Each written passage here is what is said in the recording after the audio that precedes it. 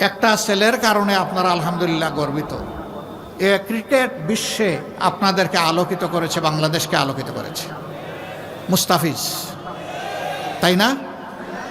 এই ছেলেটাকে পার্শ্ববর্তী দেশ একটা ফ্রেন্ডলি ম্যাচে যেতে দিল না।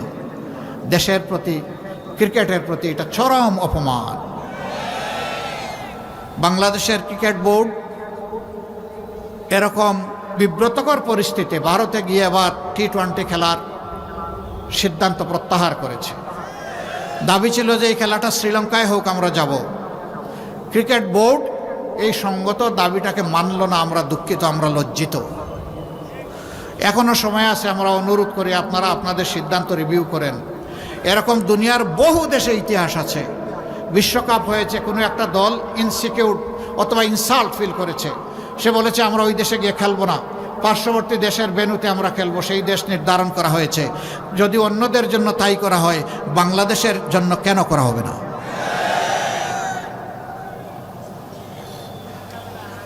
দেশপ্রেমের নজির এবং সাক্ষ্য আমাদেরকে সর্বত্রই রাখতে হবে ইনশাআল্লাহ। আমরা আমাদের প্রতিবেশীদেরকে বন্ধু এবং প্রতিবেশী হিসাবে দেখতে চাই। আমরা তাদের সাথে উত্তম আচরণ করতে চাই, কিন্তু আমরা তাদের কাছ থেকেও উত্তম আচরণ চাই। আমাদের কথা সাফ, আমরা ন্যায়সঙ্গত পন্থায় কারো কোনো ক্ষতি না করেই তাদের সাথে উত্তম সম্পর্ক আমরা রাখতে চাই, আমরা উত্তম বন্ধু হিসাবে রাখতে চাই।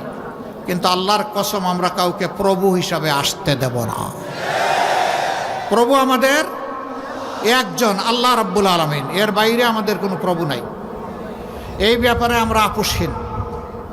আমরা আশা করি আমাদের এই বিষয়টা মর্যাদার চোখে সবাই দেখবেন ইনশাআল্লাহ।